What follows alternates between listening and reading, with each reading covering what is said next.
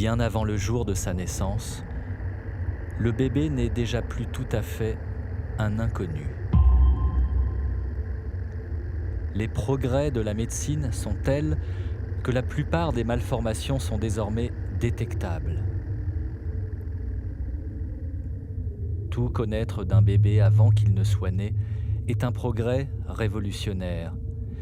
Mais que faire lorsqu'une anomalie est découverte ? Médecins et parents sont alors confrontés à des questions vertigineuses. Faut-il poursuivre la grossesse ou l'interrompre ? Quelle est la limite acceptable du handicap et de la souffrance ? Quelle vie ne vaut pas la peine d'être vécue ? Et qui doit en décider ?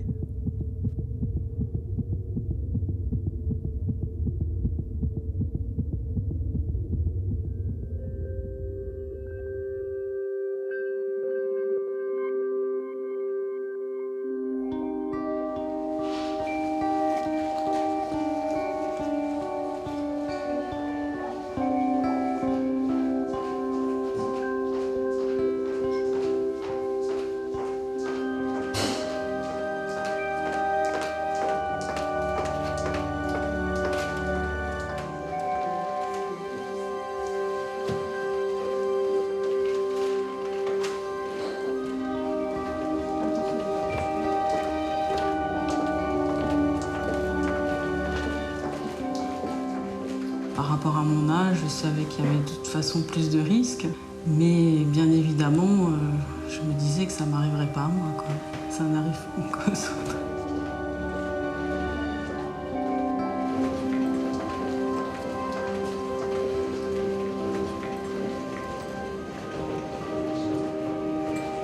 Il fallait traverser toute la maternité, c'était interminable, ces couloirs, c'était... Aller à la salle d'accouchement et croiser des bébés qui venaient de naître en sachant où on allait.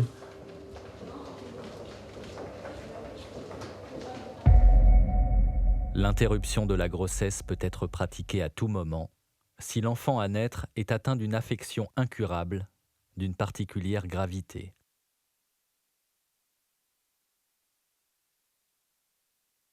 L'estomac est en place, les 2 reins sont bien, la vessie est bien. On a un rachis qui est correct. On a une longueur fémorale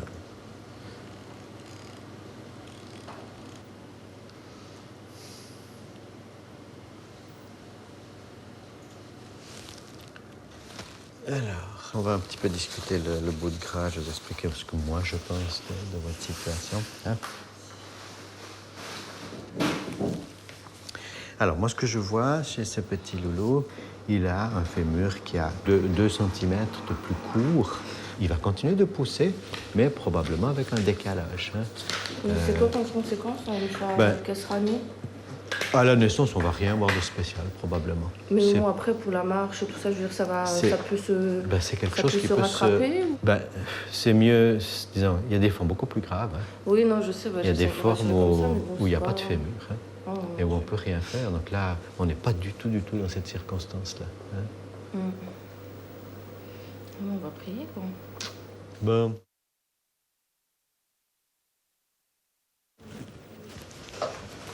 Je vais attendre. Beaucoup de femmes viennent voir leur fœtus, voir le sexe du bébé. C'est plus un moment ludique. Venez vous installer. Ce sont des couples qu'on ne connaît pas souvent, donc on les découvre en réalisant des images d'un être qui n'est encore pas là.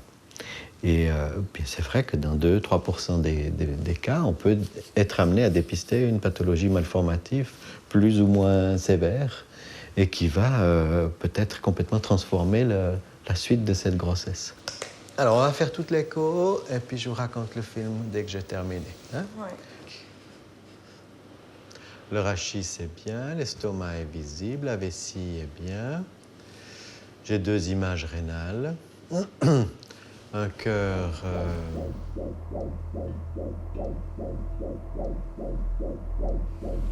Je me souviens qu'elle passait beaucoup de temps sur le cœur et que moi j'étais dans la joie de le voir. J'étais collé à l'écran. Et elle passait beaucoup de temps et j'ai dit il fait déjà son joli cœur. Moi, je dis effectivement, il y a une malformation. Enfin, il y a quelque chose. Mais le mieux dans ces cas-là, c'est qu'il faudrait faire une échographie plus poussée encore. Et puis à ce moment-là, pour moi, je pense, enfin, c'est débile quand on y repense maintenant, mais pour moi, c'était allez, mon petit bébé, t'as jusqu'à lundi pour effacer la malformation, vas-y. Et tout va. Enfin, franchement, je pensais vraiment que ça pouvait se réparer, quoi. Monsieur, vous pouvez venir vous asseoir ici, comme ça, vous verrez la télé là-bas. Puis, madame, vous avez ici une cabine. Hein? Alors, on va faire toute l'écho déjà.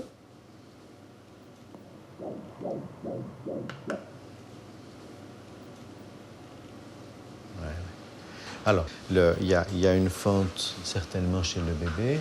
Et puis, je pense que la fente, elle se prolonge à l'intérieur, hein, au niveau du palais aussi. Hein, parce que ça se fabrique en même temps. Hein, ces deux choses se font en même temps. Ce qui me semble important quand même, c'est d'exclure que ce ne soit pas lié à une anomalie des chromosomes. Hein. Vous connaissez les anomalies des chromosomes ou pas tellement? Vous avez déjà entendu parler des enfants trisomiques, des bébés mongoliens? Ouais. Hein? Alors, ces enfants-là ont un chromosome de trop. Hein? On a 23 chromosomes différents et les enfants mongoliens, eux, ils ont une anomalie sur le chromosome 21. Hein? Mais il y a d'autres anomalies beaucoup plus graves qui s'appellent une trisomie 18, où c'est un peu le même phénomène, mais c'est le chromosome 18 qui n'est pas normal. Donc, dans ces cas-là, Et ça, c'est très grave. Hein. Et on sait que c'est une malformation qui est souvent pas compatible avec la vie. Hein. dans ces cas-là, on fait quoi? Ça, c'est vous qui discutez. On se revoit pour le retour du résultat, et puis on peut discuter. Qu'est-ce qu'on fait? Hein. Et le seul moyen de savoir ça, c'est de faire une petite piqûre là pour prélever le liquide autour du bébé, et on analyse les chromosomes du liquide.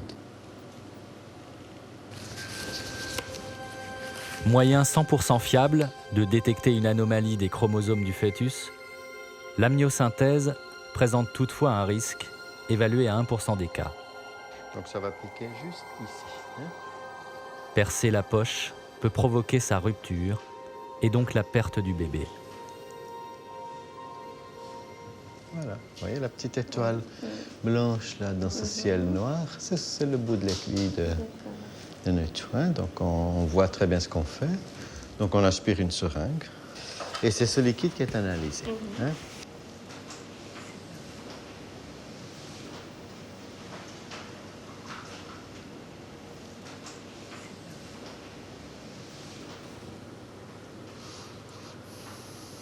Voilà, ensemble, c'est terminé. Hein. Ça va? Donc, quand on aura le résultat, j'ai un courrier qui part chez vous. Ce sera très lisible, hein, ce sera marqué qu'il est normal. Hein. Si par malheur on n'avait pas de bons résultats, eh bien, on vous contacterait, on vous demanderait de venir. Hein.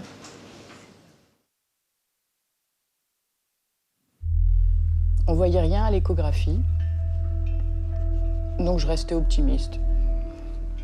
Puis j'étais pas non plus, je suis pas du genre à trop réfléchir à ce qui risque de me tomber sur la tête avant que ça me tombe sur la tête.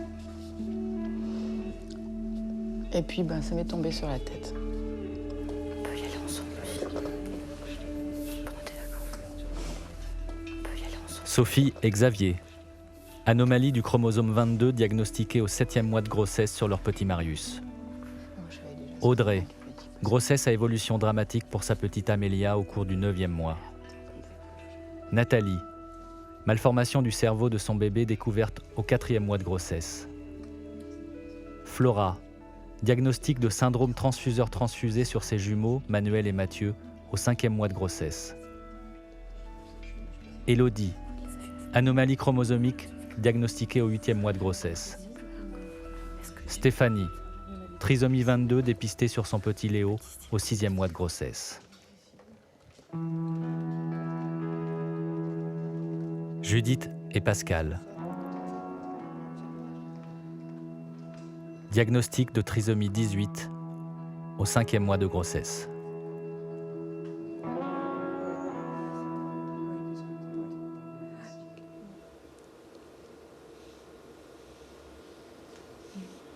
C'est dur hein, pour vous.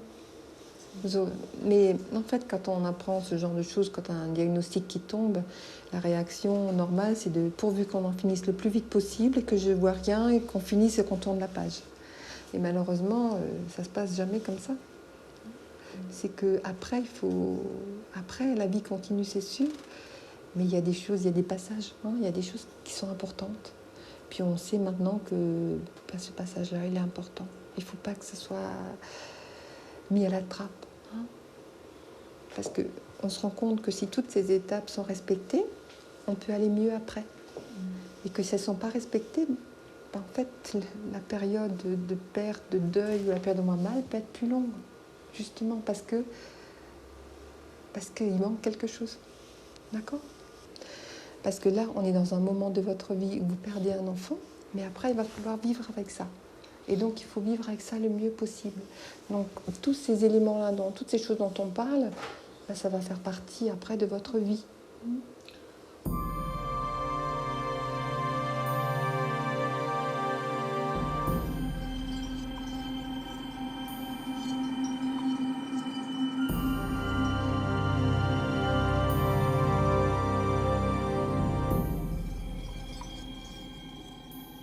Après, il y a une deuxième écho où on nous a confirmé la malformation cardiaque. Et donc, ce à quoi fallait qu'on se prépare dans un premier temps, en dehors de diagnostic qui allait être fait par la suite, c'était que quoi qu'il arrive, notre petit garçon, il serait opéré à cœur ouvert la première année de sa vie. Donc c'était quelque chose... Déjà, voilà, il a fallu... premier basculant, il a fallu s'imaginer ça. Et donc, moi, j'étais aussi quand même positive. J'ai parti du principe que cette opération réussirait, que dans 1 an, je verrais mon petit gars faire ses premiers pas avec son cœur réparé. Voilà, j'étais là-dedans.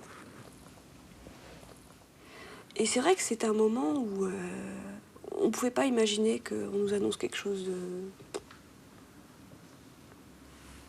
à ce moment-là. Et donc le médecin qui avait fait l'écho appelle vraiment le labo. Bon, allez, devant nous en fait. Allez, ces résultats. Et là, ouais, il n'a pas eu besoin de nous dire. Hein, on a tout de suite compris quand il a parlé à la généticienne au téléphone. Voilà, il n'a pas eu besoin de raccrocher pour qu'on comprenne.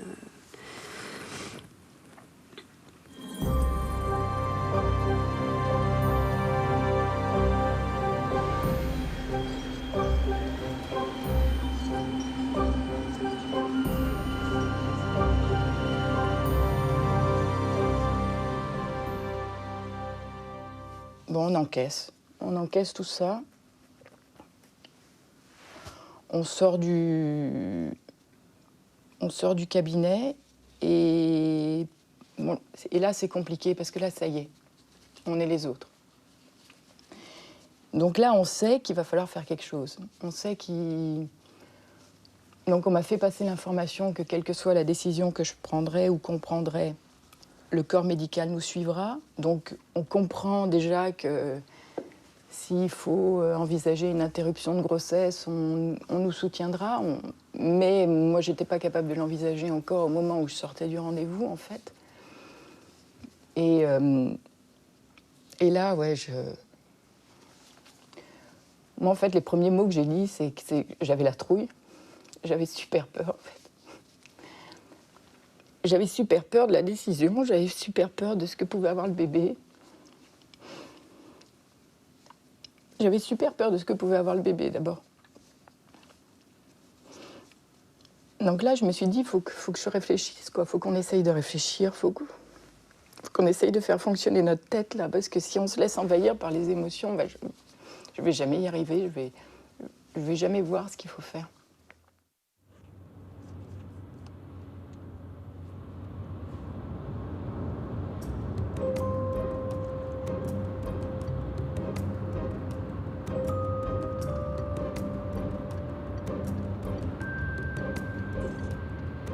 Autrefois, le médecin expert était seul pour décider de pratiquer ce qu'on nommait avortement thérapeutique.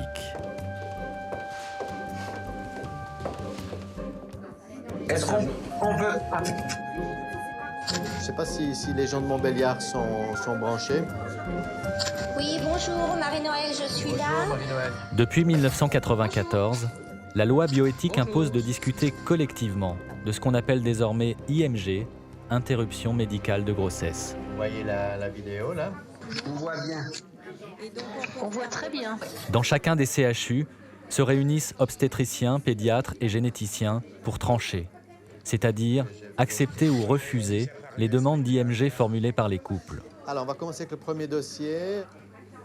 Ce n'est pas la décision d'une seule personne, c'est vraiment la parole qui passe au sein de cette assemblée de manière hebdomadaire, en abordant chaque fois les problèmes qui peuvent être similaires par la maladie, mais dans des situations différentes, qui fait qu'on peut faire une fois un choix qui va être à droite et l'autre fois à gauche. Ok, je vais vous montrer la vidéo rapidement. Alors là, on voit le cerveau. Avec une échographie qui n'est pas très satisfaisante. Il a un petit thorax. Alors, regardez, là, ça se voit peut-être déjà un petit peu, mais je trouve que sur la coupe du cœur, il a un petit thorax. Et en fait, le prélèvement a été fait. Ouais. Ouais. On a fait partir un cariotype qui a retrouvé une trisomie 9. 9 alors. Ouais. Voilà, alors la trisomie 9P, en fait, c'est un syndrome qui est connu. Il y a à peu près 154 décrits. Donc on voit au niveau du chromosome 9, en fait, il y a un allongement du bras court du 9. Donc ça permet de confirmer qu'on a une trisomie 9P. On a principalement un retard mental qui est sévère à profond, avec un retard de développement du langage, souvent ils ne disent que quelques mots. Et on a également un visage assez grossier, des bosses frontales, des yeux enfoncés et des oreilles bas implantées dysplasiques. D'autres choses? Oui, vas-y. Moi, je voulais juste préciser, on en a d'autres qui ont une trisomie 9P, mais partielle, et qui vont quand même... enfin, il y en a un que j'ai vu la semaine dernière, qui est en CM2, et donc il ne va pas si mal que ça. Mais là, c'est vraiment une grosse... c'est une trisomie 9P de tout le bras court. Jean-Luc, on t'a pas entendu. Et au final, cette patiente, elle demande quoi? Alors? Brigitte? Devant la sévérité du tableau, en fait, le couple avait d'ailleurs déjà décidé avant de venir qu'il demanderait une interruption médicale de grossesse.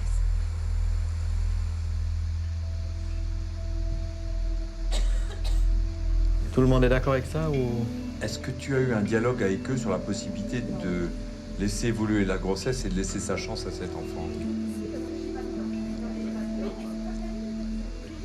La question du qui décide est une question extrêmement difficile. Il y a 3 personnes morales qui peuvent décider, les parents, les médecins ou la société. La société s'est bien gardée de se mêler de cette décision-là. Quels critères pour décider de la vie ou de la mort? Les parents devraient-ils être seuls juges ou doivent-ils s'en remettre à la conscience individuelle de chaque médecin? Rappelons les termes de la loi qui autorise à interrompre une grossesse à n'importe quel stade. Lorsque l'enfant à naître est atteint d'une affection d'une particulière gravité reconnue comme incurable. Le mot particulière gravité est d'un flou particulier. Et je pense que c'est à dessein. C'est-à-dire que ça nous permet, comme d'ailleurs dans d'autres pays, de tenir compte dans l'analyse du dossier, non pas seulement de la malformation, mais également de la manière dont elle est vécue par les parents. Et ça, c'est extrêmement important.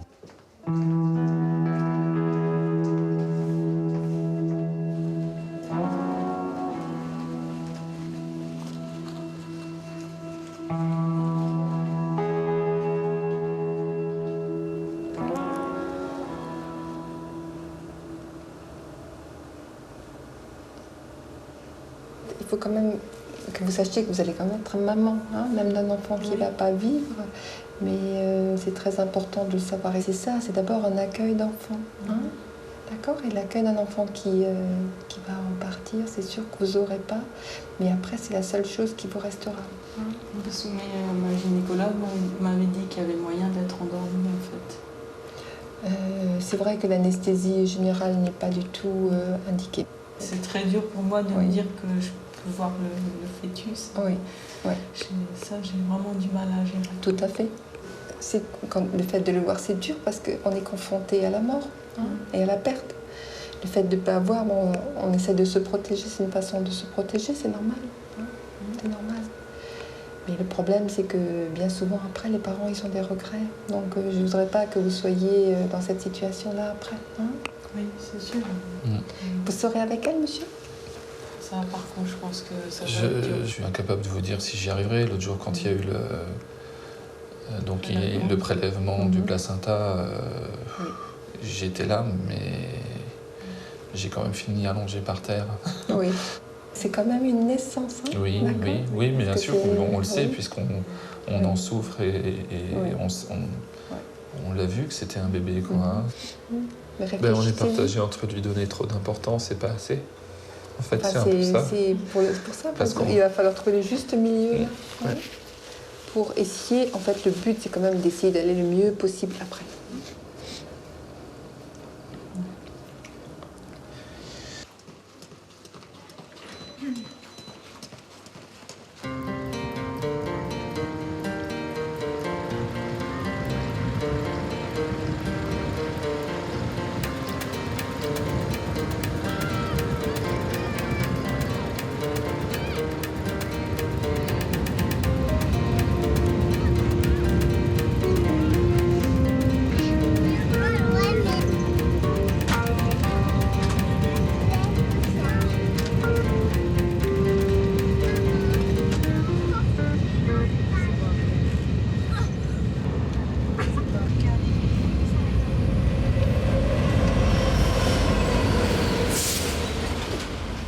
J'ai fait une liste de personnes qui étaient capables de m'aider à prendre la décision parce que je savais que j'avais besoin qu'on m'aide. Mais par contre, je savais que j'avais pas besoin d'entendre tout le monde. Qu'il y avait un certain nombre de personnes qui allaient fatalement me dire, sans savoir la maladie qu'avait le bébé, sans rien savoir, qu'elle allait me dire « Ah, faut pas le garder ». J'ai fait vraiment un choix judicieux des gens que j'allais interroger. C'était toutes des personnes qui étaient très sensibles par rapport à la vie. C'est-à-dire, oui, il est handicapé, et alors? Et après? Qu'est-ce qu'il a? Vraiment? Ça va être quoi, ta vie? Ça va être... Voilà. Et là, je me suis dit, OK, il faut que je me positionne sur une échelle, il sera handicapé sérieux. Voilà. Venez vous installer. La tête sur l'oreiller, et puis on va bien baisser le pantalon, pas qu'on le salisse.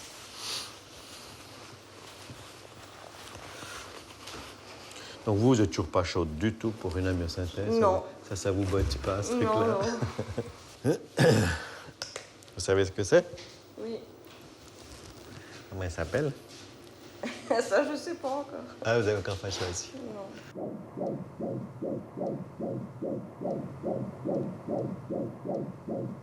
Quand on a des anomalies, disons des veines ombilicales comme ça, on a toujours une arrière-petite pensée de se dire, est-ce que c'est pas le témoin d'autre chose que l'on voit pas à l'écho? Oui. Entre autres, toujours la même histoire de la trisomie 21. Hein? Est-ce qu'il faudrait quand même pas, un moment ou l'autre, peut-être pas aujourd'hui, parce que 32 semaines, c'est pas l'idéal, mais d'ici une quinzaine de jours, 3 semaines, faire un prélèvement de liquide amniotique, vous voulez pas? Si c'est la seule liaison qu'il peut y avoir, la trisomie 21, ouais. Mais pour vous, vous êtes clair oui, que pour si... moi, c'est clair de toute façon. Donc, que si c'est pas d'amniosynthèse. Ouais. Et que si c'est un petit enfant trisomique, ça vous gêne pas? Non. Vous l'accepteriez? Je préfère qu'il vive, mais pas qu'on me dise maintenant la grossesse s'arrête. Bah c'est sûr que c'est pas évident, hein, comme histoire. Hein,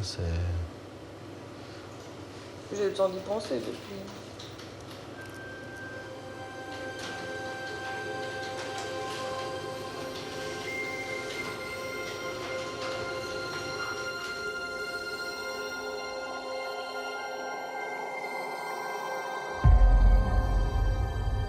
Jusqu'à une époque pas si lointaine, nous étions tous contraints d'accepter la grande loterie de la vie.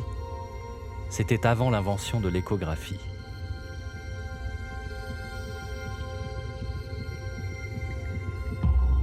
Certains couples continuent à préférer ne rien tenter qui puisse changer le cours des choses.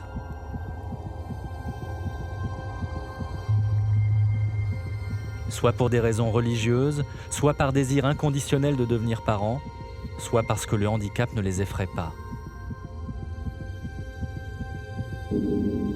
Mais ces couples sont une exception. En France, 96% des trisomies 21 détectées aboutissent à une interruption de grossesse.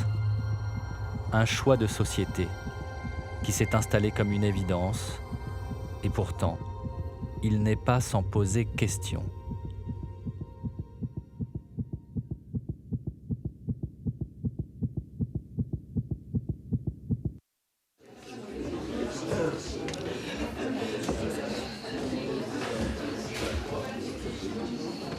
Le dépistage de la trisomie 21 est sûrement le moins légitime et le plus discutable de ce qu'on fait en médecine fœtale.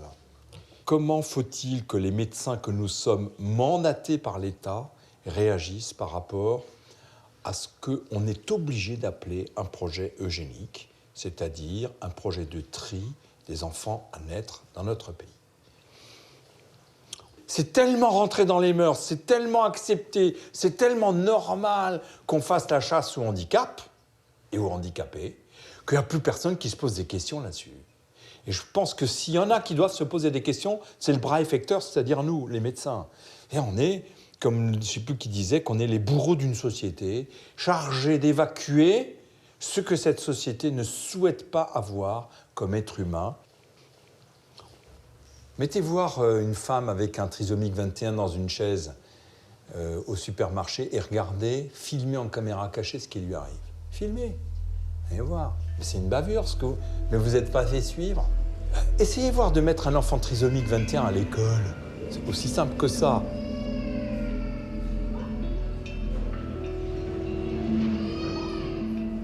Et je conclurai là-dessus. Je suis assez content d'être né avant le diagnostic prénatal. Au-delà de la galéjade, je vais aller un tout petit peu plus loin. Ma mère n'a jamais eu à formuler devant moi, en phrase avec sujet, verbe, complément, ce qu'elle aurait fait de moi si j'avais eu un jeton. Elle n'a jamais eu à formuler une parole de mort à mon égard. Ah, je ne dis pas qu'elle n'a pas été inquiète là-dessus. Elle m'a sûrement retourné comme toute mère pour voir si j'avais le trou de balle et tout. Probablement qu'elle a fait ça, comme toutes les mamans. Mais elle n'avait pas dans sa poche et dans son escarcelle la phrase que si mon enfant est taré, je veux qu'on le tue. Parce que cette phrase-là, et si je vous dis ça, c'est pour que vous soyez sensibilisés à ça.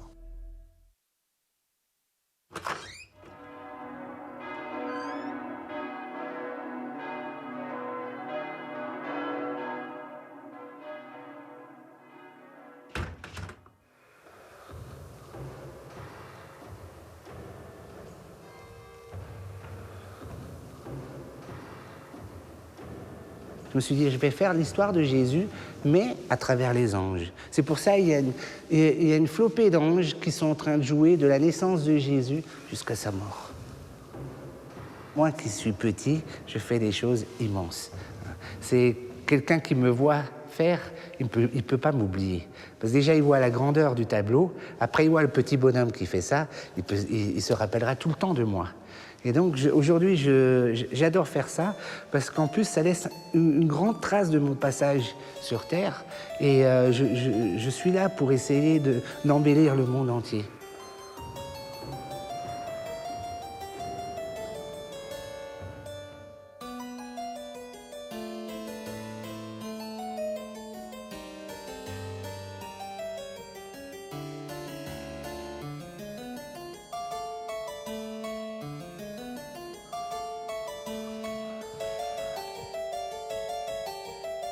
Même si j'ai une vie formidable, j'ai quand même eu le regard des autres qui m'a souvent blessé. Il y a tellement de souffrance vis-à-vis du regard des autres que c'est pas toujours simple de passer au-dessus de ça. Alors il y a des moments où on se dit, mais pourquoi je suis là? Pour souffrir? C'est vrai qu'il y en a plein d'autres qui souffrent. Hein? Mais aujourd'hui, comme la médecine permet de voir ça avant la naissance, on se dit, on a quand même une chance de pouvoir arrêter ça avant que l'enfant soit né.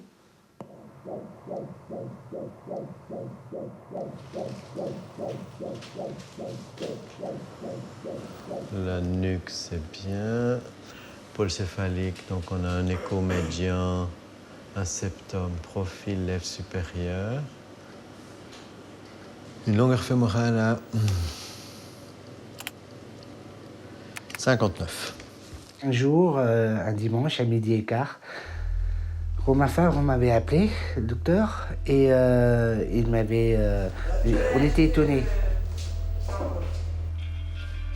Oui, allô?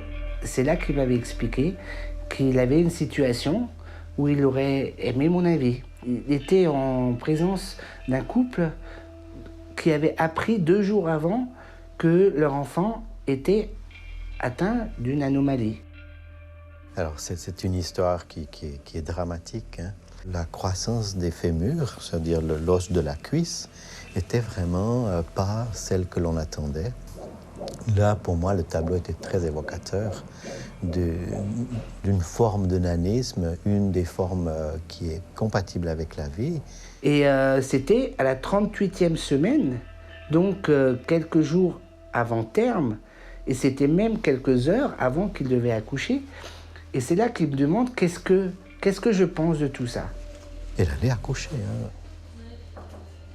Mais ce couple a été extrêmement ferme, et le mari et la patiente, sur le fait qu'il ne pouvait pas prendre en charge cet enfant et qu'il demandait une interruption de la grossesse et que l'accouchement n'ayant pas eu lieu, il pouvait accéder à cette demande-là.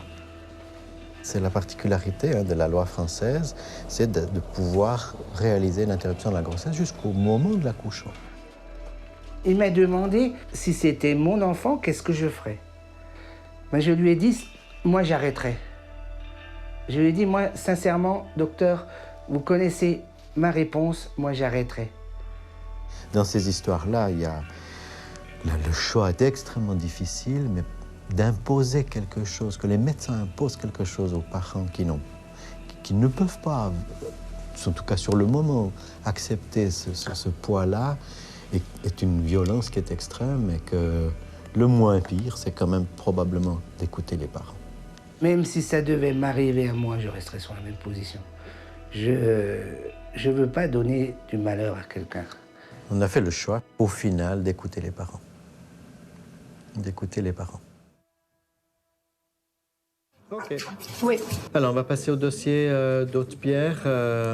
C'est un couple pour lequel le fœtus est porteur d'une agénésie calleuse.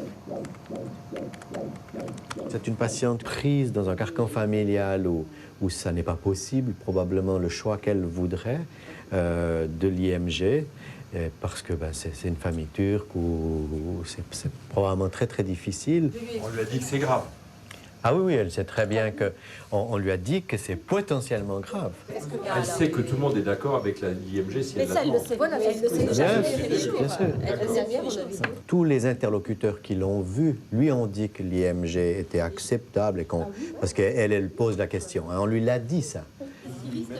Le gros ennui, c'est que moi, je n'ai pas du tout cette position-là. Moi, je pense qu'au contraire, on est maintenant à un terme très avancé de 32 semaines. Moi, j'aurais, dans ce cas-là, plutôt l'option de donner la chance à cet enfant. Hein. Non, mais voilà, regarde. Voilà. Je comprends mieux l'hésitation de cette patiente. Oui, maintenant, je comprends. Il n'y a pas de consensus. Elle a détecté, voilà. elle a détecté ton hésitation. Quand on est très homogène devant un diagnostic, les gens sentent que c'est pas la peine de demander 15 fois à droite et à gauche. Quand on n'est pas homogène, ils sentent... Je dis pas qu'on pouvait l'éviter. Hein. Je pense qu'on n'est manifestement pas homogène, mais c'est une réalité. Hein. Enfin, moi, elle m'a franchement demandé, et si c'était vous, qu'est-ce que vous feriez? J'ai dit, madame, je ne peux absolument pas vous répondre. Moi, elle me l'a dit, elle m'a dit, si c'était vous, qu'est-ce que vous feriez? Mais moi, je sais ce que tu ferais, Brigitte. Avec une agénésie du corps calleux, je sais ce que tu ferais. Mais tu le dirais à la dame? Je le dirais à la dame. Qu'est-ce que je ferais si c'était jamais à la dame? C'est avant tout les parents. Il n'y a pas de mal à déculpabiliser une femme qui prend une décision qui peut la mettre au tapis, elle. Cette décision, elle est destructrice pour elle. Donc si on l'aide un petit peu à prendre cette décision, on ne fait pas un péché de mortel, quoi. Il n'est pas simple parfois de prendre une décision. Ces discussions au sein des 25 centres de diagnostic prénatal dans toute la France aboutissent à 7000 interruptions médicales de grossesse chaque année.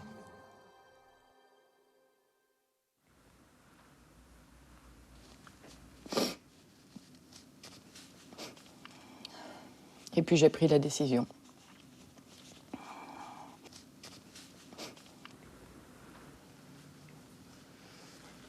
C'était la bonne décision pour moi, c'était la bonne décision par rapport à ma famille, par rapport à ma petite fille, mais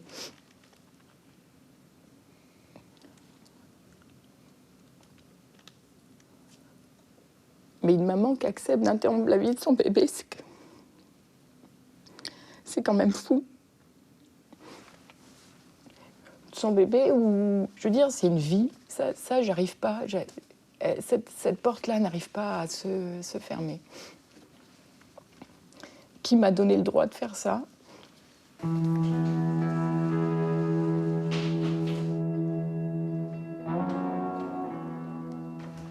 c'est ici.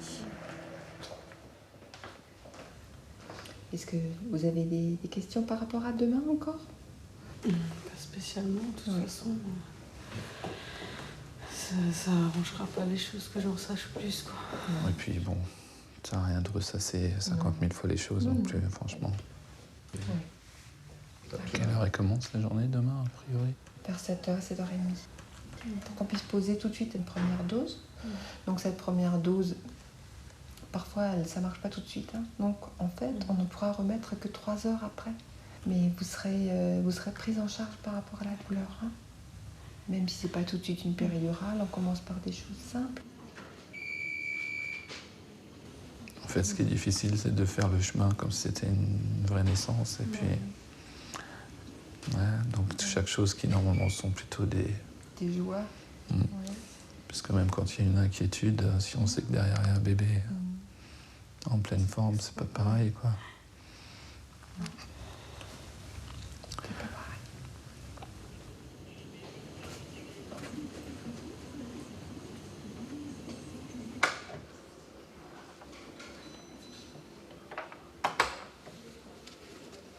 Et une réflexion qui nous a aidés, c'est de se dire, moi je préfère faire un pari sur ma tristesse et ma douleur de maman que de faire un pari sur ce que va être la vie de mon petit garçon. C'est-à-dire, si un jour je vois de la détresse dans ses yeux, de la souffrance, juste je ne pourrais pas le supporter. De me dire, c'est toi qui as choisi ça pour lui. Moi, mon mot, c'était euthanasie. Mais je sais pas si... Je sais pas non plus. On n'arrive pas à mettre un mot sur ce qu'on a fait. Parce que c'est un acte, on l'a fait, mais on n'arrive pas à mettre un mot là-dessus. Souvent, je me pose cette question, est-ce que...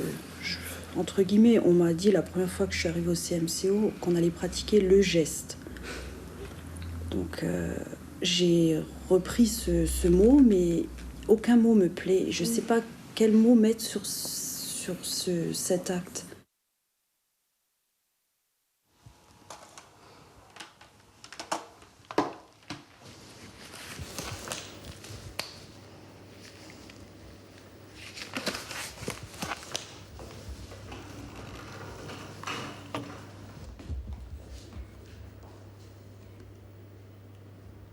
On injecte des produits, des barbituriques, ce sont des drogues qui vont endormir le fœtus, qui sont des analgésiants. C'est ce que l'on utilise en fait dans les anesthésies générales.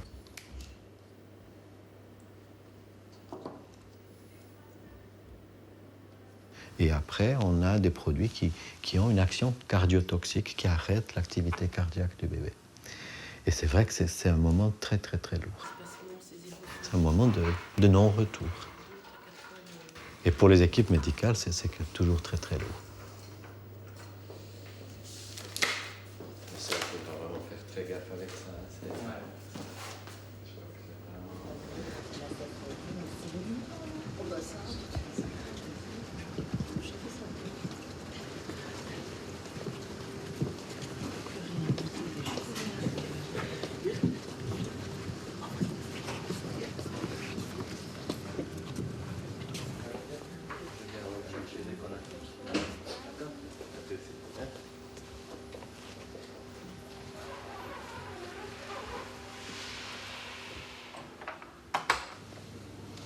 Respirez tout doucement. Et puis le bébé va s'endormir paisiblement et puis il ne se réveillera pas et il va décéder.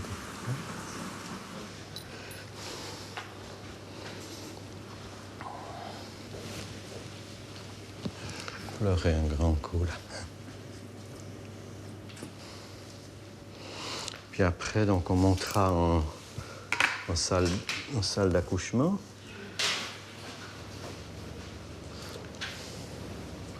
Mon corps avec tous les deux là. Hein?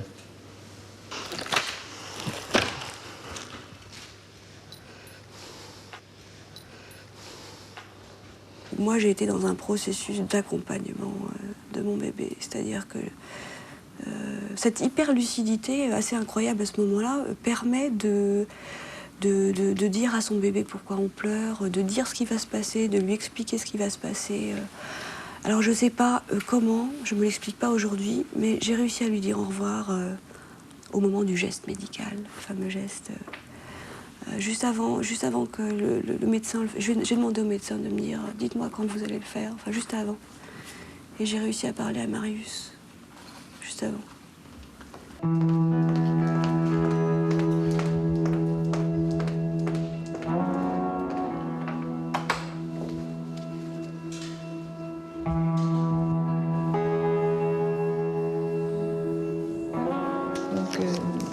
Vous avez l'impression qu'il se passe quelque chose? Est-ce que vous sentez un petit peu des contractions? Non. On peut leur ramener une petite peluche. Oui, comme pour J'irai chercher tout à l'heure dans la chambre. Là. Et la petite peluche, c'est moi qui l'ai faite. Oui. Oui, c'est important d'avoir des choses personnelles pour ce bébé. D'accord. Donc, de toute façon, tout se discute au fur et à mesure. Quand vous accoucherez, Anne-Marie peut très bien vous décrire le bébé et puis reparler de ça avec vous. Et si vous changez d'avis, si vous avez envie de le voir tout de suite, personne ne vous empêche de le dire à ce moment-là. Parce que parfois, quand on accouche, souvent c'est là où non, il faut que je le voie tout de suite, il faut que je voie. Est-ce que vous avez prévu un prénom pour ce bébé? Non. Pas officiel, en tout cas. Oui, souvent on a un petit nom, qui reste le petit nom de ce bébé-là.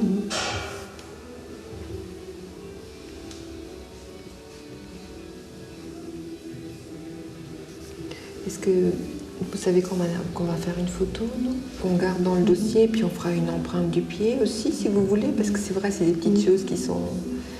C'est des petits trésors autour d'un bébé, parfois, après. Allez, donc à plus tard.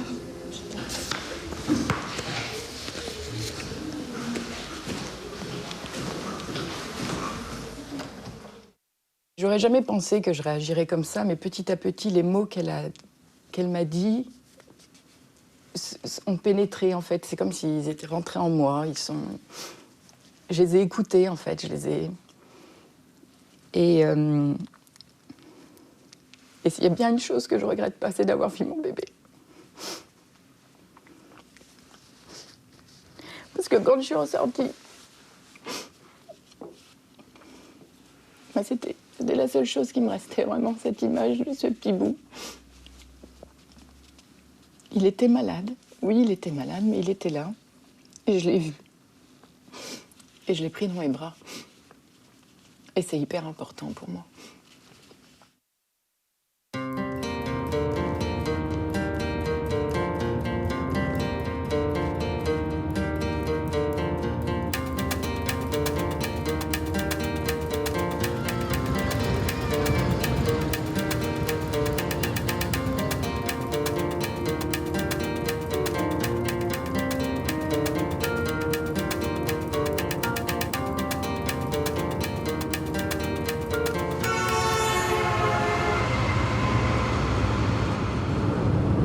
Certains, c'est juste...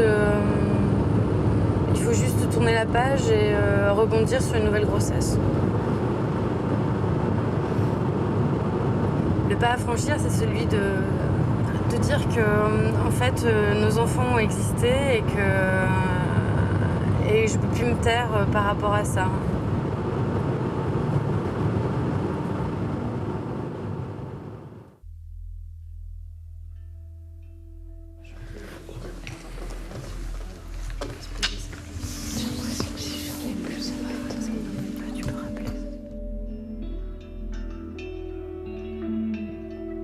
Quand nous avons démarré ces groupes de parole, nous avions un petit peu peur de mélanger des mamans qui avaient eu une interruption médicale de grossesse et des mamans qui avaient perdu leur bébé dans le cadre d'une mort in utero spontanée.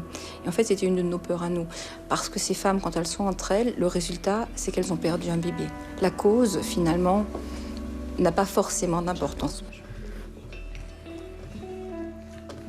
Une femme, quand elle fait son test de grossesse, elle n'a pas en tête, quand il est positif, elle n'a pas en tête un amas de cellules. Elle a un bébé, voire un enfant, voire parfois même un adolescent. On est toujours surpris dans le discours des femmes qui annoncent leur grossesse, qu'elles parlent déjà du futur lointain. Dans leur tête, elles perdent un bébé, elles perdent quelqu'un, en tout cas. Elles ne perdent pas une grossesse.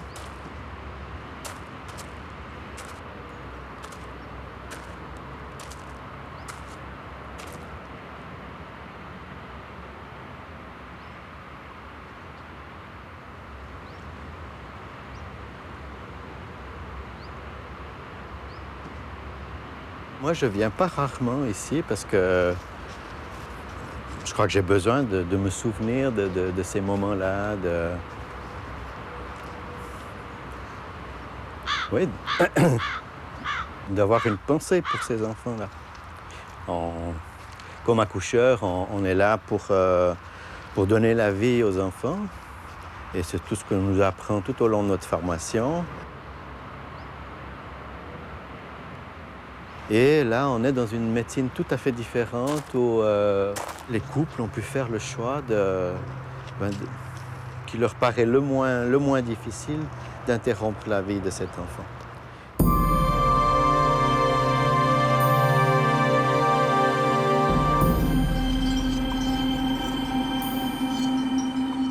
Il y a une tombe là-bas au fond qui est la plus belle, enfin la plus riche, entre guillemets. C'est un fœtus de 14 semaines. Et pour cette femme, c'était vraiment fondamental. Elle avait besoin de mettre en terre son enfant et de savoir où il est.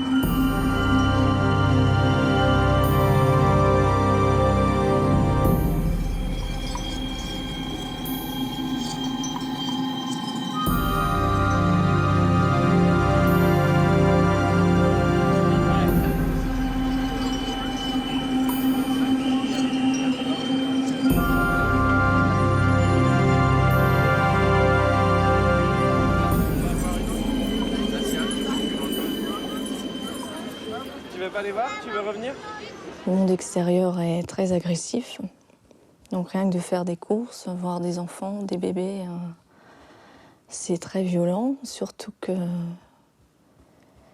on n'est pas considéré comme maman alors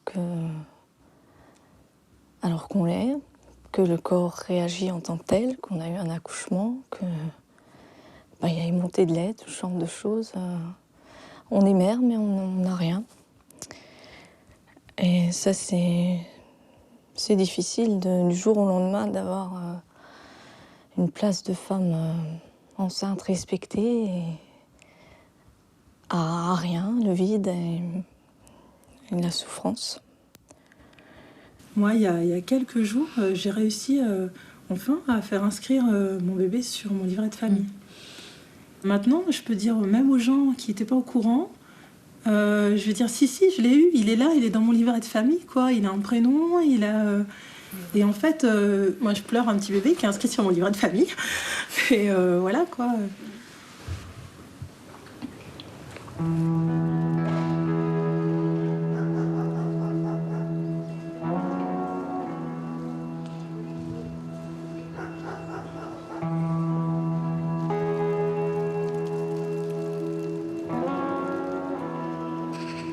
Je sais qu'en rentrant dans la salle d'accouchement, elle m'a dit « Tu sais, je suis pas sûr que j'aurai le courage d'en avoir un autre, de tenter d'en avoir un autre. » Et elle a changé d'avis quelques heures après.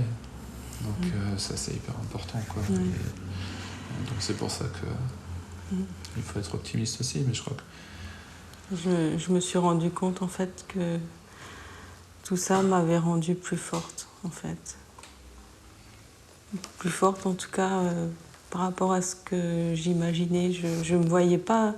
Au départ, je me sentais pas capable du tout d'affronter tout ça. Et puis au final, je trouve que j'ai bien géré. J'ai même chose que je pensais impossible. J'ai même touché mon bébé.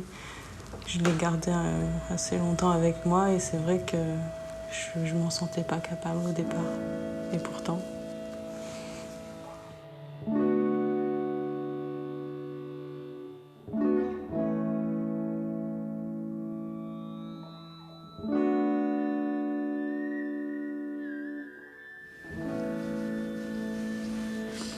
Moi, je voudrais vous dire merci.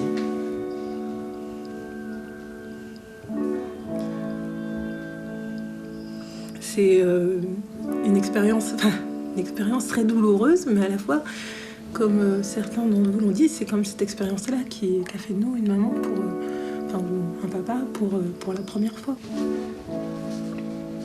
Il faut faire des bébés, il faut faire plein de bébés. Il ne faut pas penser à ce qui nous est arrivé.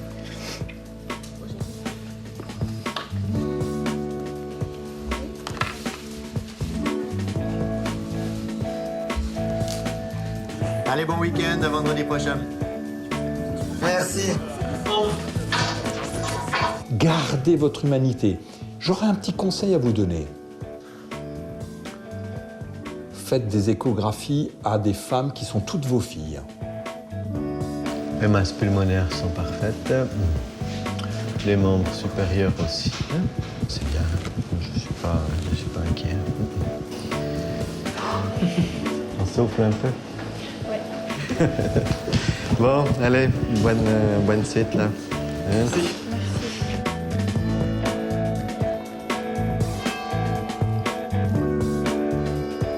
Finalement, on l'a appelé Théo.